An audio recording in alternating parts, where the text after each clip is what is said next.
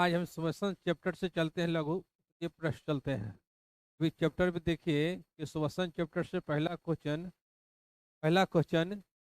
Glucose के ऑक्सीकरण से विभिन्न जीवों में ऊर्जा प्राप्त करने के विभिन्न मार्ग क्या है।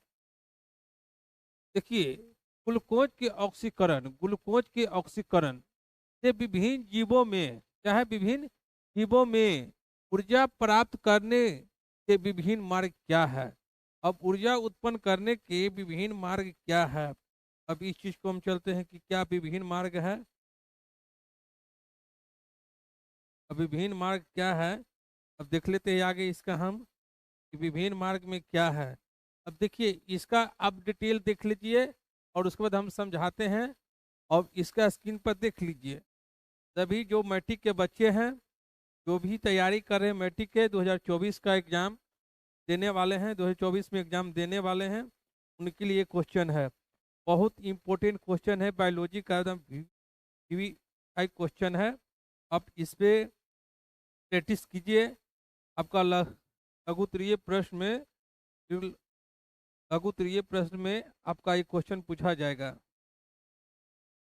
पहला क्या है, ग्लूकोज है। क्या है, ग्लूकोज है।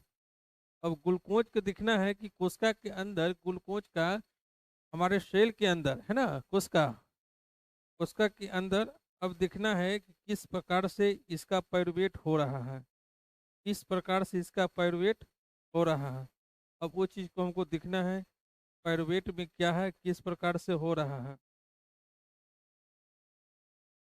देखिए क्या है, पाइरुवेट, ग्लूकोज। ग्लूकोज हमारे क्या है, है ना। ग्लूकोज के ऑक्सीकरण से विभिन्न जीवों में, माने किसी भी जीवों में ऊर्जा प्राप्त करने के विभिन्न मार्ग, ऊर्जा प्राप्त करने के विभिन्न मार्ग को दिया गया है। तो यहाँ पर क्या है, ग्लूकोज। क्या है, ग्लूकोज। अब ग्लूकोज के दिखना है कि ग्लूकोज का सूत्र कितना होता है। ग्लूकोज का सूत्र कितना होता है, ग्लूकोज का सूत्र होता है C6H12O6। ये ग्लूकोज का सूत्र हुआ। कोशिका द्रव क्या होता है, कोशिका द्रव्य में क्या होता है, कोशिका द्रव्य में। यहाँ पर कहा गया है कि कोशिका द्रव्य बड़े सेल है ना, सेल प्लाज्मा, कोशिका द्रव के अंदर दिखना है कि कोशिका द्रव के अंदर न्यूक्लियस, कोशिका द्रव के अंदर। अब कोशिका द्रव में देखना है कि कोशिका द्रव में क्या हो रहा है, तो पाइरुवेट है ना, क्या होता है, पाइरुवेट। पाइरुवेट हो एटीपी ऊर्जा, एटीपी एडेनिन ट्राइफॉस्फेट है ना, एडेनिन ट्राइफॉस्फेट। अब देखना है कि एटीपी, अब एटीपी के क्या होता है, पाइरुवेट होकर प्लस एटीपी ऊर्जा में परिवर्तित हो रहा है। अब देखना है कि तीन भागों में टूट जाता है। पहला है कि ऑक्सीजन की अनुपस्थिति में, क्या है, ऑक्सीजन की अनुपस्थिति में। तो ऑक्सीजन के अनुपस्थिति में देखना है। और उसका क्या है, जाइमेज की उपस्थिति में, ईस्ट में। जब ऑक्सीजन की उपस्थिति में होता है, किस में हो रहा है, तो ईस्ट में। ईस्ट क्या करता है कि किसी चीज को सलाने गलाने या किसी चीज को करने के लिए, तो इस ईस्ट को जब देखते हैं कि हम लोग कोई चीज गलाने के लिए, जैसे हम लोग एक आटा या रोटी डायरेक्ट सानते हैं, उस पर हम लोग पकाते हैं रोटी ब्रेड, तो उसको क्या होता है, कुछ देरी सड़ने या गलने के लिए उसको यीस्ट का निर्माण होगा, जब तक वो रोटी फूलेगा नहीं।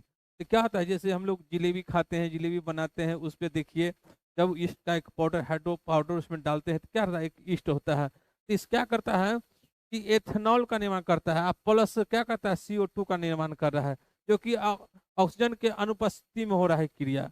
अब देखना है कि आगे फिर देख रहा है कि ऑक्सीजन की उपस्थिति में, ऑक्सीजन की उपस्थिति के मतलब कि माइटोकॉन्ड्रिया में हो रहा है। कहाँ हो रहा है, माइटोकॉन्ड्रिया में हो रहा है, माइटोकॉन्ड्रिया में हो रहा है, माइटोकॉन्ड्रिया में हो रहा है।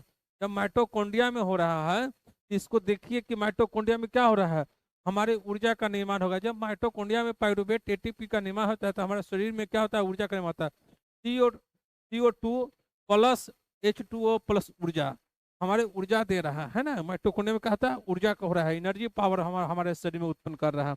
अब कर है ना, ऑक्सी है ना, जन ऑक्सीजन के अभाव में, ऑक्सीजन के अभाव में, जब हमारे पास ऑक्सीजन के अभाव कमी हो जाता है हमारे शरीर में, जब कोई धावक एकाएक दौड़ता है और दौड़ने के बाद उसको थकान महसूस होता है, तो उसको क्या होता है, ऑक्सीजन की क्या होती है, उसके कमी हो जाता है। तो ऑक्सीजन का क्या होता है, पेशी कोशिका में क्या होता है, थकावट हो जाता है, ऑक्सीजन की कमी होता है हमारे शरीर में, ऐठन दर्द क्रोप उत्पन्न होने लगता है। वहां पर क्या है, पेशी है ना, पेशी कोशिका में होता है, क्या हुआ है, लैक्टिक अम्ल है ना, क्या होता है हमारे यदि क्वेश्चन पूछ दे कि किसी धावक को दौड़ते समय का एक रुकने से उनकी पेशियों में दर्द किस कारण से होता है, तो वहां पर कहना है, लिखना है कि लैक्टिक अम्ल के कारण, लैक्टिक अम्ल के कारण वो क्रोप और ऐठन दर्द हम लोग के शरीर में उत्पन्न होता है। कोई दिक्कत, आगे बढ़े क्वेश्चन से, कोई दिक्कत, आगे बढ़े, हेलो बच्चों, आगे बढ़े, चलिए आगे बढ़ते हैं। अब इसको समझ गए, चलिए अगला क्वेश्चन है रोशन चैप्टर से, ग्लाइकोलिसिस की क्रिया से आप क्या समझते हैं, ग्लाइकोलिसिस की क्रिया से आप क्या समझते हैं। ये क्वेश्चन देख लीजिए कि ग्लाइको है ना, ग्लाइकोलिसिस की क्रिया से आप क्या समझते हैं। फिर से क्वेश्चन देखिए, ग्लाइकोलिसिस की क्रिया से क्या समझते हैं, है ना, ग्लाइकोलिस ग्लूकोज अणु पर कोशिका द्रव, ग्लूकोज अणु पर कोशिका द्रव में विशिष्ट विशिष्ट एंजाइम के द्वारा उपरोक्त चरणबद्ध प्रक्रिया को कहते हैं, उपरोक्त चरणबद्ध प्रक्रिया कहते हैं, जिसमें ग्लूकोज का आंशिक विखंडन से पाइरुविक अम्ल बनता है।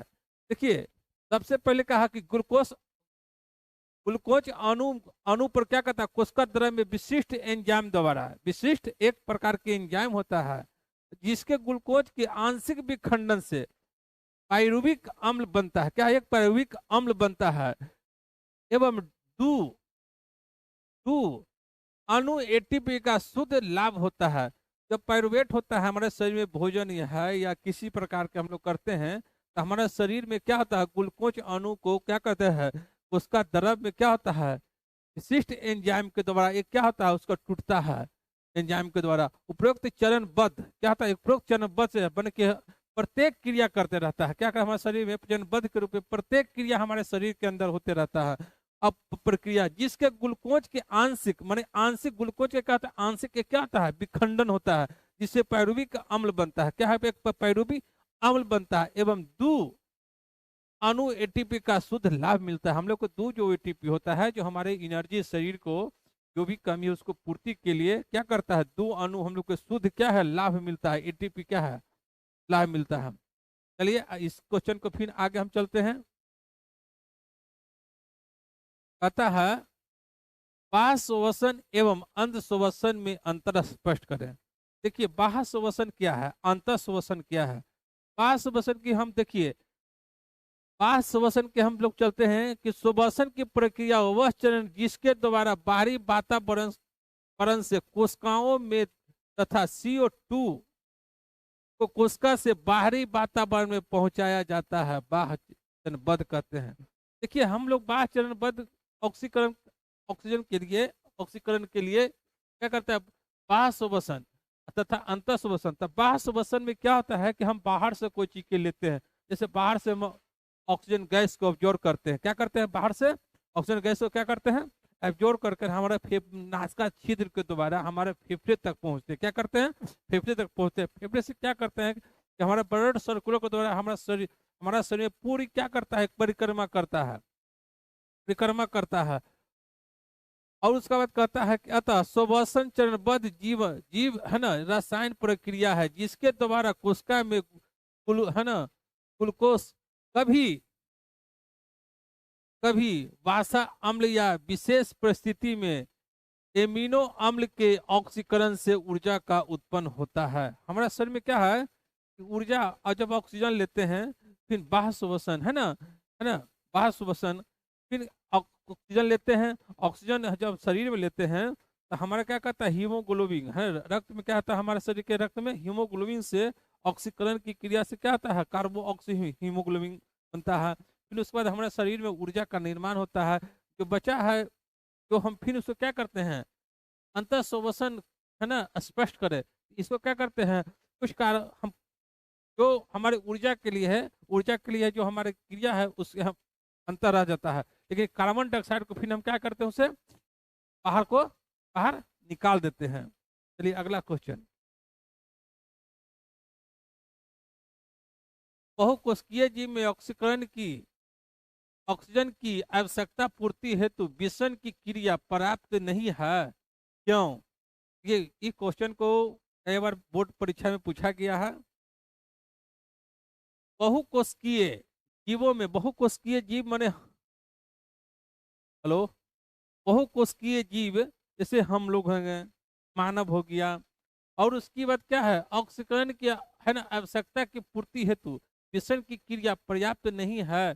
जैसे बहुकोशिकीय जीव में ऑक्सीकरण की आवश्यकता की पूर्ति हेतु विषण की क्रिया पर्याप्त नहीं है, क्यों? कहता है कि बहुकोशिकीय जीव में क्या कर रहा है कि बहुकोशिकीय जीव में जीवन संबंधित कार्य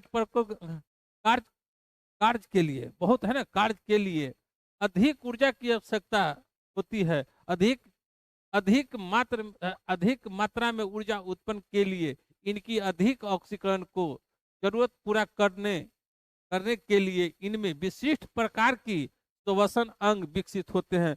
हम लोग के शरीर में क्या है कि ऑक्सीजन को पूरा करने के लिए, एनर्जी पावर को बढ़ाने के लिए श्वसन एक प्रकार के विशिष्ट अंग है। यही कारण है कि इनमें विसरण क्या होता है, विसरण द्वारा ऑक्सीजन पूर्ति पर्याप्त नहीं होती है।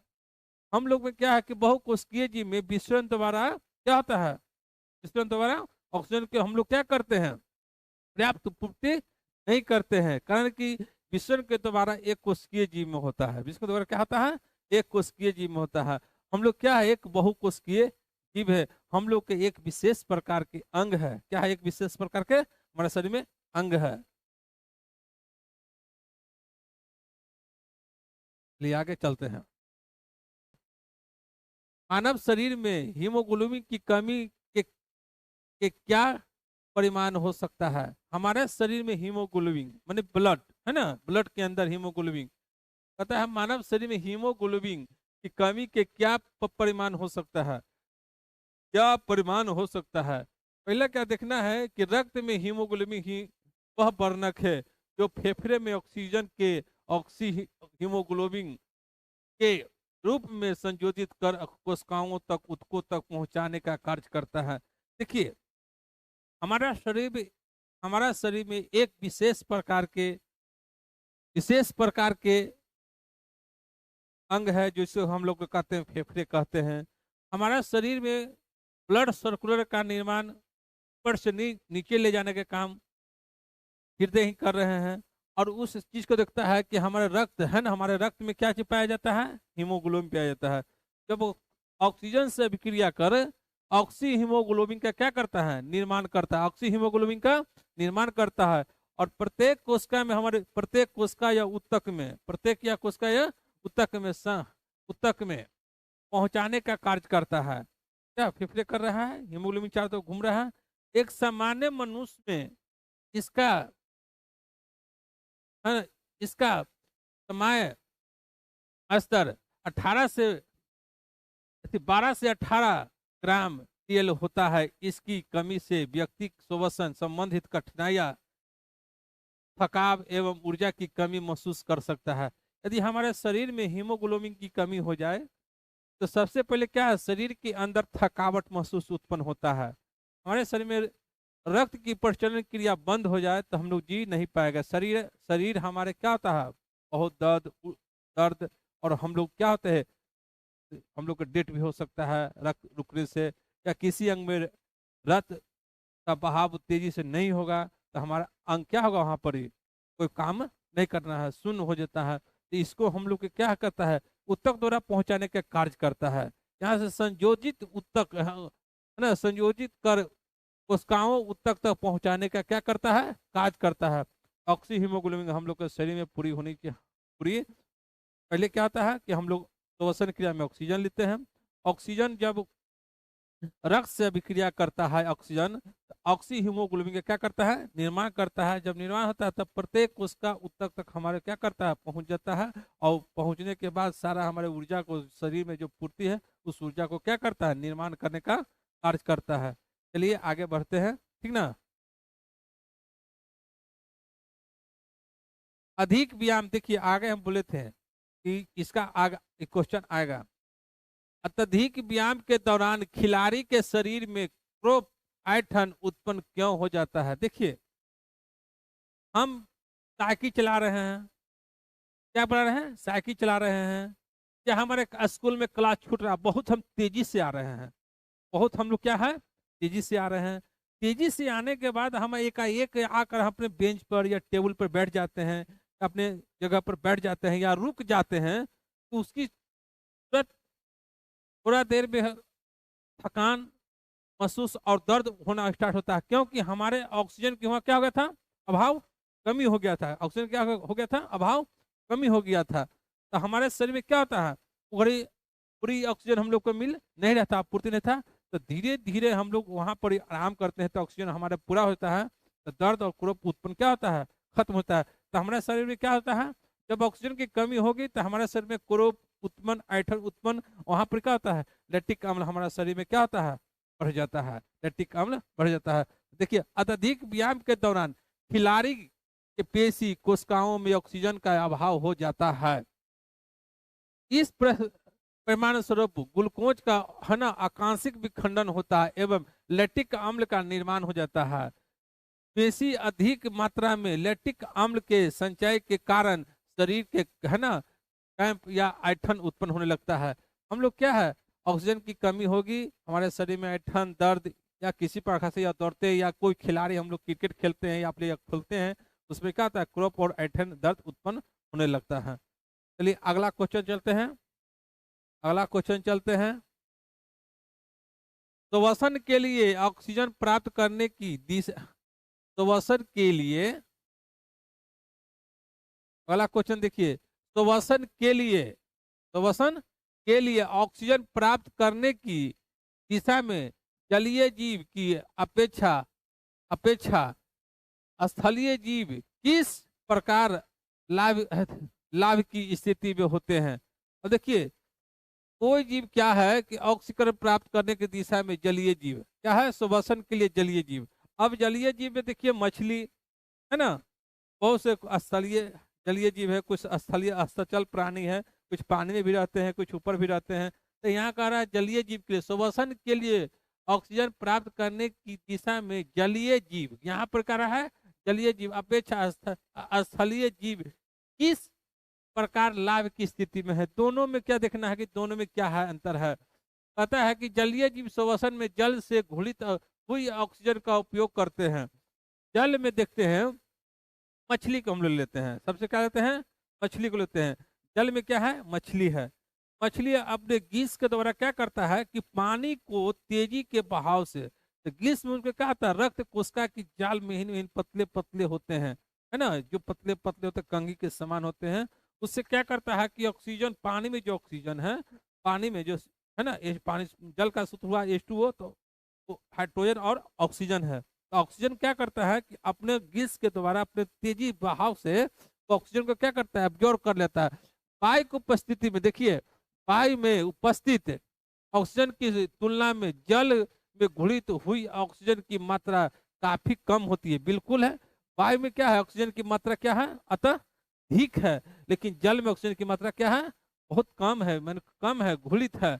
इसमें स्थलीय जीव अपने है ना जीवन संबंधित कार्यकल्पों के लिए, कार्यकल्पों के लिए, अपने कार्य के लिए, कार्य करने के लिए ज्यादा ऊर्जा की आवश्यकता है। जब हम लोग की क्या होता है, ऑक्सीजन मतलब ऊर्जा के, हम लोग क्या, जब कोई कार्य करते हैं या पढ़ते हैं या लिखते हैं या है ना जो भी कार्य करते हैं, तो उसको कार्य करने की क्या चाहिए, हम लोग को ऊर्जा की अत्यधिक अत्यधिक ऊर्जा चाहिए ना। तो उसके लिए पर्याप्त मात्रा में हम लोग को क्या चाहिए, ऑक्सीजन चाहिए। पर्याप्त मात्रा में क्या चाहिए, ऑक्सीजन चाहिए, है ना। इसे कहते हैं कि श्वसन के लिए विशिष्ट श्वसन अंग पाए जाते हैं। इसके लिए क्या है, हम लोग जो स्थलीय है प्राणी हैं, स्थलीय जो जीव हैं, उसके लिए एक विशेष प्रकार क्या है, श्वसन अंग पाया जाता है। क्या पाया जाता है, एक श्वसन अंग पाया जाता है। उस श्वसन अंग को कहता है, इस प्रकार जलीय जीव की तुलना में स्थलीय जीव श्वसन के लिए है ना ऑक्सीजन प्राप्त करने की दिशा में लाभ लाभ लाभ है ना लाभप्रद स्थिति में होता है। देखिए, जलीय जीव में, जो जलीय जीव है उसको पर्याप्त मात्रा में जल से उसको ऑक्सीजन की मात्रा लेने पड़ता है, जो कि जल में ऑक्सीजन की मात्रा कम है। जो स्थलीय जीव है, जो स्तर पर है, लता स्तर पर क्या ऑक्सीजन की मात्रा कम है। हम लोग के पर्याप्त मात्रा में क्या चाहिए, ऑक्सीजन चाहिए, ऊर्जा चाहिए। ऊर्जा के लिए तो हम लोग एक विशेष प्रकार के क्या है अंग है, जिसे हम कहते हैं फेफड़े कहते हैं। तो नासिका छिद्र से लेते हैं, फेफड़े तक पहुंचाते हैं। फेफड़े हमारे क्या करते हैं, रक्त ऑक्सीजन को क्या पूरे शरीर में उसको क्या करते हैं, फैला देते हैं। क्या करते हैं, फैला देते हैं, है ना। और उससे हमारे क्या होता है, ऊर्जा पर्याप्त मात्रा में उत्पन्न होता है। कोई दिक्कत नहीं, आगे बढ़े। चलिए, ये अगला क्वेश्चन है। अगला क्वेश्चन है कि श्वसन के प्रथम चरण का संक्षिप्त वर्णन के लिए। श्वसन का प्रथम चरण है ना, श्वसन का प्रथम चरण का संक्षिप्त वर्णन कीजिए। अब श्वसन का संक्षिप्त वर्णन कीजिए। तो क्या कर रहा है कि श्वसन का प्रथम चरण कोशिका द्रव्य में एंजाइम की उपस्थिति में, एंजाइम की उपस्थिति में जैव रासायनिक अभिक्रिया की श्रृंखला द्वारा संपादित होता है। यह ऑक्सीजन की अनुपस्थिति में भी हो सकता है, यह ऑक्सीजन की उपस्थिति में भी हो सकता है। इसके अंत में समानता क्या कहता है, पायरुविक, है ना, पायरुविक अम्ल बनता है। देखिए, ऑक्सीजन के कम अभाव में भी होता है, लेकिन हम लोग के शरीर में क्या है, पायरुविक अम्ल का क्या होता है, निर्माण होता है। पायरुविक अम्ल का निर्माण होता है। जीवाणु और, है ना, जीवाणु और पेशीय कोशिकाओं में लैक्टिक अम्ल और ईस्ट कोशिकाओं में इथेनॉल बनता है। इससे ग्लूकोज के आंशिक विखंडन के कारण ऊर्जा बहुत कम मात्रा में मुक्त होती है। देखिए, ऑक्सीजन के अभाव में हम लोग के क्या होता है, बहुत परेशानी होता है। लेकिन हम लोग के एक विशेष प्रकार का, तो आगे बोले थे कि एक विशेष प्रकार के अंग भी है, कोशिका द्रव्य में भी होता है, एंजाइम का निर्माण होता है। यहाँ पर देखिए बहुत पायरुविक अम्ल बनता है। हम लोग क्या है, जब ऑक्सीजन कम मिलता है तो क्या होता है ना, पायरुविक अम्ल बनता है। जीवाणु और पेशी कोशिकाओं में, जीवाणु और पेशी कोशिकाओं में लैक्टिक अम्ल और ईस्ट कोशिकाओं में इथेनॉल बनता है। अतः जीवाणु और पेशी कोशिकाओं में क्या बन रहा है, लैक्टिक अम्ल बन रहा है। क्या चीज बन रहा है, लैक्टिक अम्ल बन रहा है। याद रखिएगा, जीवाणु और लैक्टिक अम्ल बन रहा है। ईस्ट कोशिका में इथेनॉल का बन रहा है। ईस्ट कोशिका में क्या बन रहा है, इथेनॉल बन रहा है। और इनमें ग्लूकोज का आंशिक विखंडन होता है। किसका विखंडन हो रहा है, ग्लूकोज का आंशिक विखंडन हो रहा है। विखंडन के कारण क्या होता है, ऊर्जा का उत्पन्न हो रहा है। क्या हो रहा है, ऊर्जा बहुत कम मात्रा में मुक्त हो रहा है। ऊर्जा का आता है बहुत कम मात्रा में। जब ऑक्सीजन की अभाव कम होगी तो ऊर्जा तो हमारे शरीर में क्या होगा, कम उत्पन्न होगा ही। चलिए आगे बढ़े।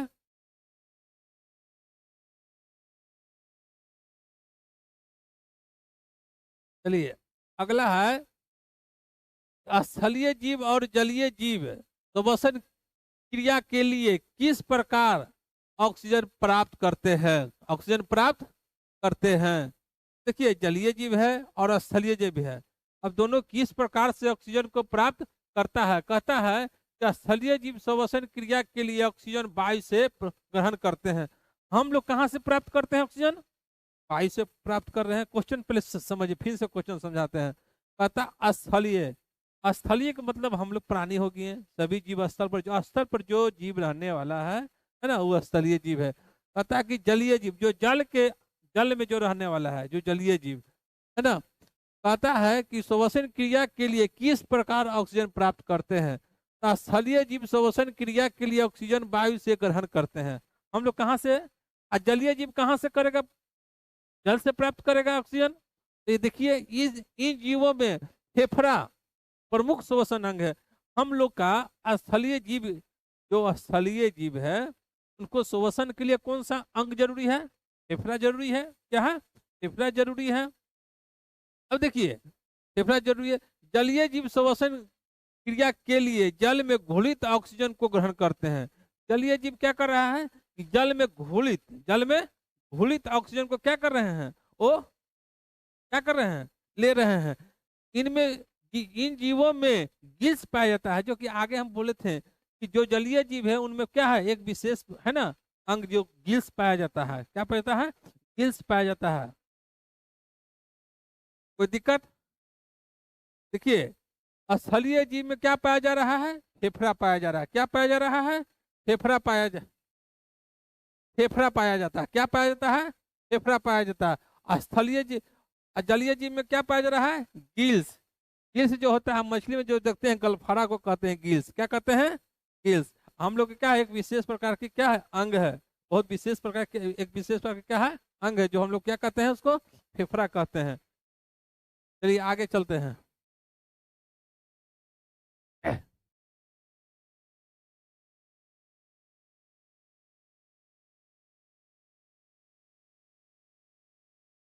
चलिए श्वसन, है ना, श्वसन और दहन में कोई दो अंतर बताइए। श्वसन और दहन में दो, है ना, दो अंतर बताएं। अब देखिए श्वसन क्या है, दहन क्या है, दोनों देख लीजिए। श्वसन, श्वसन की क्रिया जीवित कोशिकाओं में होता है। श्वसन की क्रिया किस में होता है, जीवित, जीवित कोशिकाओं में होता है। श्वसन की क्रिया जीवित कोशिकाओं में होता है। श्वसन की क्रिया जीवित कोशिकाओं में, है ना, साधारण वायुमंडलीय ताप पर, है ना, संपन्न होता है। क्या होता है, वायुमंडलीय दाब पर क्या होता है, संपन्न होता है।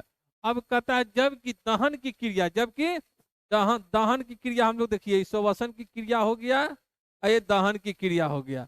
तो उच्च ताप पर कहीं भी है ना, वस्तुओं के जलाने के संपन्न होता है। देखिए दहन की क्रिया क्या होता है कि उच्च दाब। हम लोग तो श्वसन की क्रिया देख लिए कि श्वसन की क्रिया जीवित, हम लोग जीवित को काम होता है।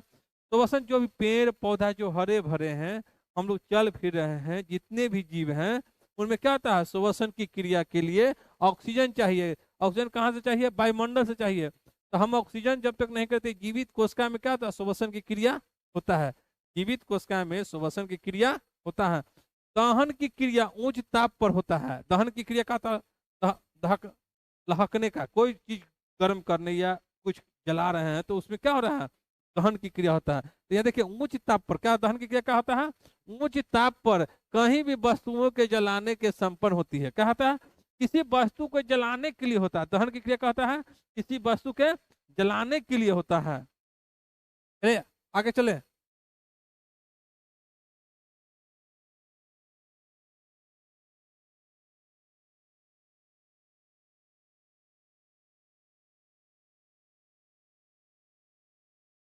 चलिए अब हम लोग आगे चलते हैं। कहाँ चल रहे हैं, आगे चलते हैं। अगला क्वेश्चन है कि carbon monoxide, carbon monoxide gas को विषैली गैस क्यों कहा जाता है। देखिए हमारा शरीर के अंदर, हमारा शरीर के अंदर carbon monoxide gas, carbon monoxide gas, कारण क्या कि हमारे शरीर में कार्बन मोनोऑक्साइड गैस होता है, बहुत जहरीला गैस है। हमारा शरीर को क्या करता है, वो अल्सर का निर्माण हमारे शरीर में करता है। गैस बहुत शरीर में, ब्लड सर्कुलर में, हमारे हाथ में, ये सब क्या होता है, इसमें बनता, बनने के कारण देखिए रक्त में कार्बन मोनोऑक्साइड गैस, रक्त में कार्बन मोनोऑक्साइड गैस CO2 क्या होता है, CO2 की हीमोग्लोबिन के साथ संयोजन की क्षमता O2 से अधिक होती है। क्या होती है, O2 से अधिक होती है। O2 से क्या होता है, अधिक होती है। इसके परिणाम स्वरूप यह हीमोग्लोबिन के साथ O2 का संयोजन नहीं होता है। हीमोग्लोबिन के साथ क्या होता है कि O2 का, O2 का, ऑक्सीजन का संयोजन नहीं होता है। क्या होता है, O2 का संयोजन नहीं होता है। किसका मतलब कि ऑक्सीजन के अभाव हो गया। क्या हो गया, ऑक्सीजन के अभाव हो गया, ऑक्सीजन के अभाव। यही फल है ना, इसके फलस्वरूप रक्त की ऑक्सीजन वाहन क्षमता प्राप्त हो, समाप्त हो जाती है।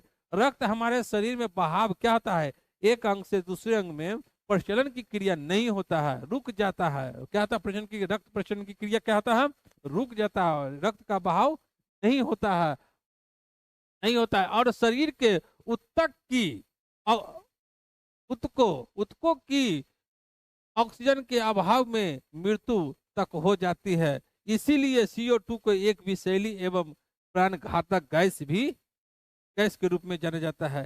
देखिए हमारा शरीर में क्या होता है कि ऑक्सीजन की कमी हो गया, कार्बन डाइऑक्साइड हमारा शरीर में क्या है, कार्बन डाइऑक्साइड का हो गया।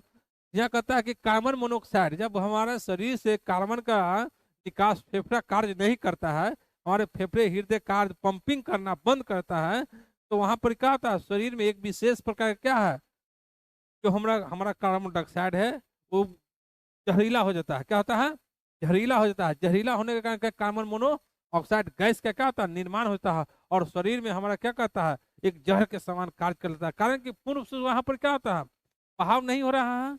जब बहाव होगा तो ऑक्सीजन तो हम लोग सांस लेंगे, और सांस लेवे नहीं करेंगे तो कार्बन डाइऑक्साइड का बहाव होवे नहीं करेगा, तो हमारा शरीर में क्या करेगा, एक प्राण घातक की क्या होता है, कार्बन मोनोऑक्साइड का क्या होता है, निर्माण होता है, और उससे हमारे क्या होता है, मृत्यु, डेथ हम लोग कर जाते हैं। देखिए जिस चीज को ऑक्सीजन की कमी होता है तो डॉक्टर के यहाँ पेशेंट को ले जाता है, सबसे पहले क्या भी उसको नापा जाता है, नापने को देखता है कि वो इसको क्या होता है, ऑक्सीजन इतना परसेंट ऑक्सीजन पूर्ण रूप से नहीं लेता, उसका शरीर क्या होता है, फूलने लगता है, काला होने लगता है, जहरीला उत्पन्न होने लगता है, उससे क्या होता है ना, क्या होता है, किसी प्राणी को क्या होता है, मृत्यु हो जाता है। चलिए आगे बढ़े। ये तो वसन, तो सुवसन के द्वितीय चरण का संक्षिप्त वर्णन, सुवसन के द्वितीय चरण है ना, क्या आता है, सुवसन के द्वितीय चरण है ना, द्वितीय है ना, द्वितीय चरण को क्या करना है, संक्षिप्त में इसको वर्णन करना है। देखिए द्वितीय चरण क्या होता है, देखिए सुवसन का दूसरा चरण ऑक्सीजन की उपस्थिति में कोशिकाओं के माइटोकॉन्ड्रिया में संपन्न होता है। देखिए माइटोकॉन्ड्रिया हमारा शरीर के अंदर क्या है, कोशिका है। हमारा शरीर कितना कोशिका से बना हुआ है। अब सभी तो जितने भी कोशिका उसमें क्या है, एक माइटोकॉन्ड्रिया है। क्या है, माइटोकॉन्ड्रिया है। कोशिका के अंदर क्या है, माइटोकॉन्ड्रिया है। माइटोकॉन्ड्रिया में संपन्न होता है। कैसा होता है, दूसरा चरण कहाँ होता है, माइटो, जब हम सुवसन लेते हैं, सुवसन लेकर फेफड़े में जाते हैं, फेफड़े में जाता है तो क्या होता है, प्रत्येक कोशिका में माइटोकॉन्ड्रिया होता है। क्या होता है, प्रत्येक कोशिका में क्या होता है, माइटोकॉन्ड्रिया होता है। इसके विभिन्न ऑक्सीकरण की जीव रासायनिक अभिक्रिया विशिष्ट सुवसन एंजाइम के द्वारा पूर्ण होती है। अब देखते हैं कि पूर्ण, जब रासायनिक क्या होता है, एक रासायनिक अभिक्रिया होता है। अब इसके रासायनिक अभिक्रिया के पूर्ण स्वरूप क्या होता है, ग्लूकोज के पूर्ण ऑक्सीकरण के फलस्वरूप अधिक मात्रा में जैव ऊर्जा मुक्त होती है। क्या होता है, वहां पर क्या है, एक जैव क्रिया होता है और हमारे ऊर्जा का निर्माण होता है। ऊर्जा का क्या होता है, निर्माण होता है। इस चरण के प्रतिक्रिया एवं चक्रीय क्रम में चलती है, जिसे है ना क्रेब्स चक्र कहते हैं। क्या कहते हैं, क्रेब्स चक्र कहते हैं। यदि क्रेब्स चक्र क्या है उसका बारे में भी आपका हम आगे हम बताएंगे। इसका लॉन्ग क्वेश्चन में इसको हम क्रेब्स है ना, क्रेब्स चक्र के बारे में हम बताएंगे। क्रेब्स चक्र है क्या, पूरा इसका डिटेल में बनाएंगे उसका, फिर फेफड़ा से लेकर पूरी पेशी तक के बनाएंगे। बोल दो ना जी की पढ़ा रहे हैं।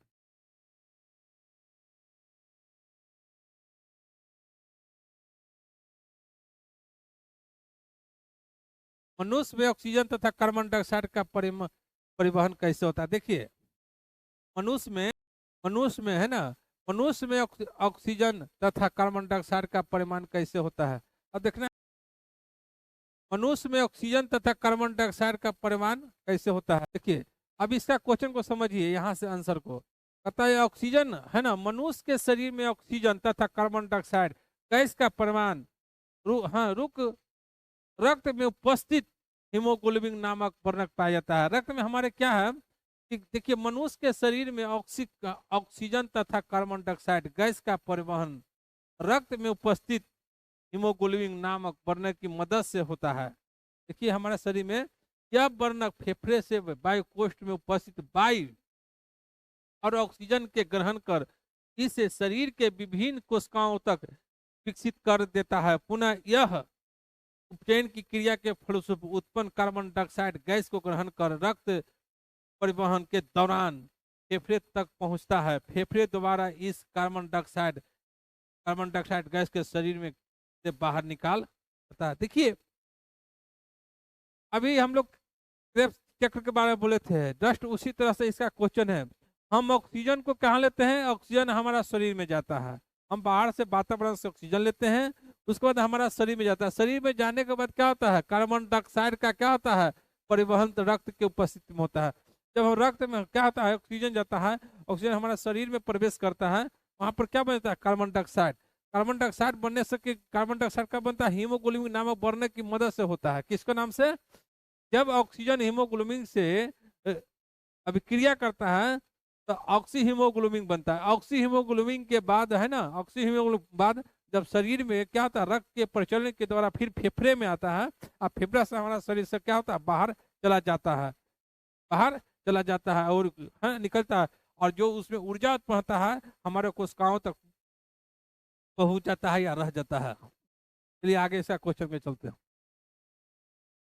जलीय जीव में सुवाच की दर स्थलीय जीव से अधिक क्या होता है, स्ववाच है ना, वाच है ना कि दर स्थलीय जीव से क्या होता है, कहता है जलीय जीव श्वसन क्रिया में जल से घुलित ऑक्सीजन गैस को ग्रहण करते हैं। क्या होता है, जलीय जीव ऑक्सीजन क्या करता है, जलीय जीव ऑक्सीजन, जलीय जीव क्या करता है, ऑक्सीजन को क्या कर रहा है, ऑक्सीजन को क्या कर रहा है, घोलित जल से है ना, जलीय जीव घुलित जल से ऑक्सीजन को क्या कर रहा है, ग्रहण कर रहा है। इसकी मात्रा वायुमंडल की उपस्थिति में ऑक्सीजन की मात्रा से काफी कम रहती है। वायुमंडल की मात्रा, वायुमंडल में तो अधिक ऑक्सीजन है, लेकिन क्या है, जल में ऑक्सीजन की मात्रा बहुत कम है। अब जिसकी मात्रा कहता है ऑक्सीजन की मात्रा से काफी कम होती है, इसी कारण से जलीय जीव में श्वास की दर स्थलीय जीव से अधिक होती है। तो श्वास की दर जलीय जीव में अत्यधिक होती है। कोई दिक्कत, आगे बढ़े। बहुत शॉर्ट क्वेश्चन है, देखिए आप लोग समझिए, जो भी बच्चे हैं समझिए और अधिक उस पर ध्यान दीजिए। अब ध्यान दीजिएगा, ध्यान देकर पढ़िएगा तो आपका सारा चीज होगा, ध्यान देकर नहीं पढ़िएगा। और क्वेश्चन हम लोग शॉर्ट में चल रहे हैं, बहुत धीरे धीरे चल रहे हैं, आप लोग पढ़िए, आप पढ़िएगा ढंग से। और थोड़ा सा प्रैक्टिस देखिए, आप लोग ऑनलाइन आइए, ऑनलाइन आकर क्लास को देखिए, समझिए क्या इसमें हम बता रहे हैं। और हर तरह की क्लास चलेगी।